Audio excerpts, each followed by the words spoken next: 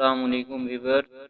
آج کی ہماری کہانی ہے قطب الدین ایبک اور کسان۔ قطب الدین ایبک شکار پر نکلا۔ راستے میں ایک کسان کو ہل چلاتے ہوئے دیکھا تو پوچھا، دن میں کتنا کماتے ہو؟ کسان بولا، 4 روپے۔